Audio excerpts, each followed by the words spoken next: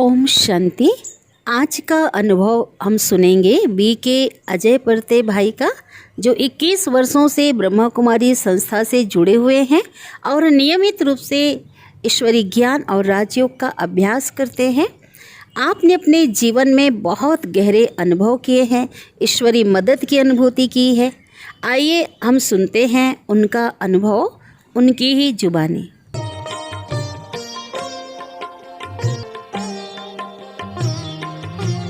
मन वचन से जो आत्मा ईश्वर की बन जाती है, वो आत्मा जगमगाती है, वो आत्मा जगमगाती है। मन वचन से जो आत्मा ईश्वर की बन जाती है, वो आत्मा जगमगाती है, वो आत्मा जगमगाती है।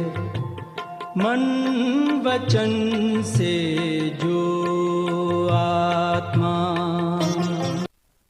ओम शांति। मैं BK अजय परते प्रजापिता ब्रह्मा कुमारी ईश्वरी विश्वविद्यालय से विगत 21 वर्षों से जुड़ा हुआ।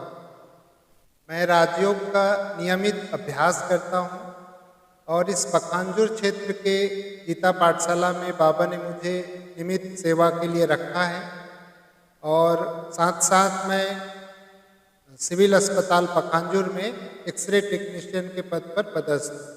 मैं इस ईश्वरीय ज्ञान में कैसे आया एवं इस ईश्वरीय ज्ञान से मेरे जीवन में क्या क्या प्राप्तियां हुई है, मैं उन सभी अनुभवों को आपके साथ शेयर करना चाहता हूँ। बात 1999 की है, जब मैं MA की पढ़ाई पढ़ रहा था और उस समय मैं अपने ही घर के दुकान में बैठा हुआ था। उसी समय एक दंपत्ति आए जो ब्रह्मा कुमारी से जुड़े हुए थे और उन्होंने मुझे ज्ञान की बहुत अच्छी बातें सुनाई जो मुझे बहुत अच्छी लगी। तो उन्होंने गीता पाठशाला में आने का निमंत्रण दिया और वो चले गए। क्योंकि उनकी बातें मुझे बहुत अच्छी लगी, इसलिए मैं उनके यहाँ जो गीता पाठशाला संचालित हो रही थी वहाँ जाने लगा और मैंने साप्ताहिक ज्ञान योग का कोर्स पूरा कर लिया।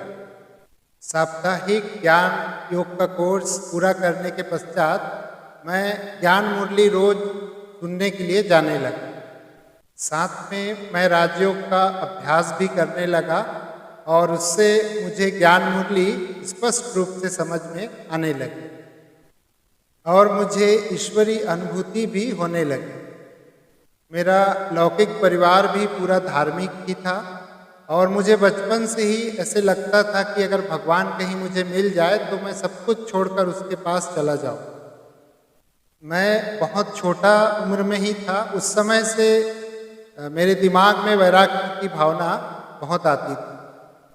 छोटेपन में ही मैंने एक मंत्र याद कर लिया था और कुछ अपने मित्रों के साथ एक दिन मैं पहाड़ में तपस्या करने भी चला गया। कुछ देर वो साथ में मेरे साथ मंत्र उच्चारण करते रहे, फिर पहाड़ में मुझे अकेला छोड़ करके वो गांव की तरफ वापस आ गए। उनके वापस गांव तरफ चले जाने के बाद भी मैं बहुत देर तक अकेला पहाड़ में बैठ करके मंत्र उच्चार करता रहा और क्योंकि मेरी बाल्य अवस्था थी, थोड़ी नासमझी थी, इसलिए फिर से मैं भी वापस घर की तरफ आ गया। बड़े होने के बाद भी मैंने भक्ति नहीं छोड़ी। कुछ मंत्र मेरे को कंठस्थ थे, याद थे। मैं रोज स्नान के पश्चात आधा घंटा मंत्र जाप करता था। साथ ही पूरे गीता के 18 अध्याय भी मैंने पढ़े और उसके महात्म को भी अच्छी रीति पढ़ा था। नवरात्रि के 9 दिन और गणेश चतुर्थी के 11 दिन पूरी तरीके से फलाहार में ही रह करके, अन्न को त्याग करके मैं व्रत रखता था। ईश्वरीय ज्ञान में जुड़ने के बाद मुझे लगने लगा कि मुझे मेरी भक्ति का फल मिल गया और मैं संतुष्ट होने लगा।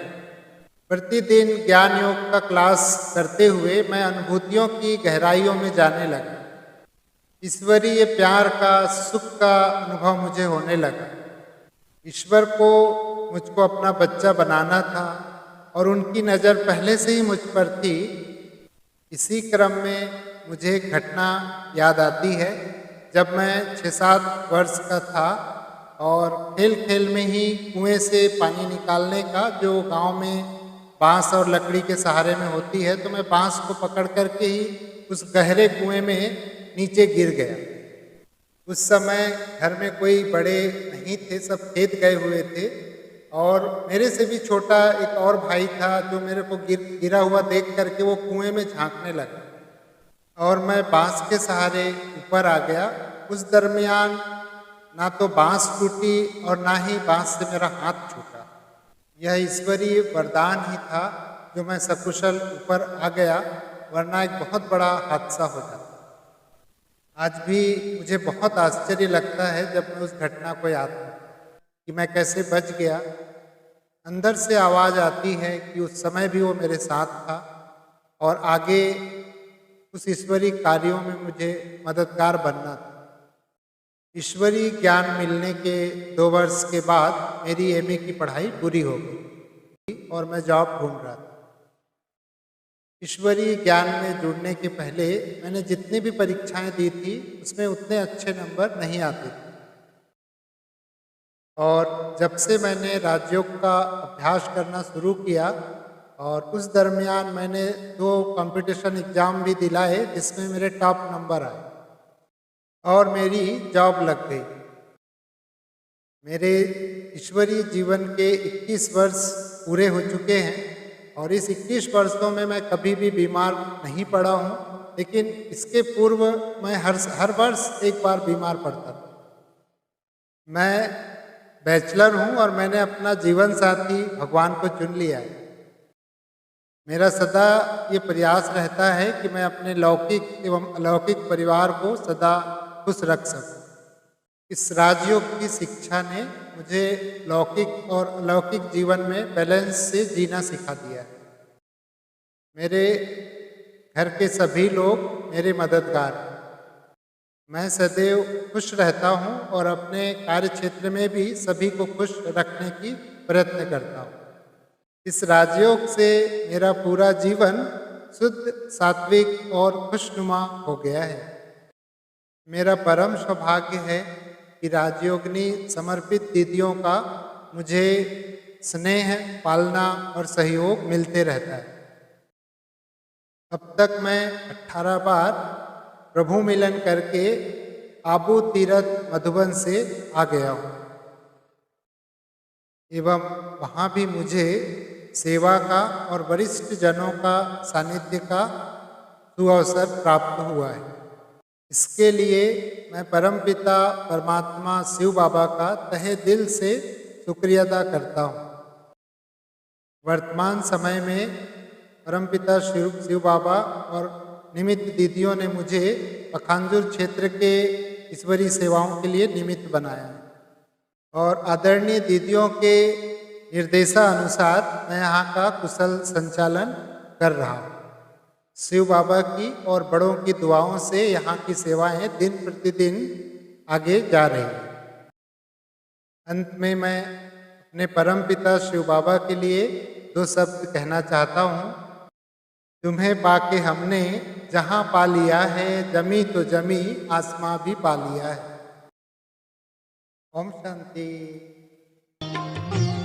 मन वचन से जो आत्मा ईश्वर की बन जाती है, वो आत्मा जगमगाती है, वो आत्मा जगमगाती है। मन वचन से जो आत्मा ईश्वर की बन जाती है, वो आत्मा जगमगाती है, वो आत्मा जगमगाती मन वचन से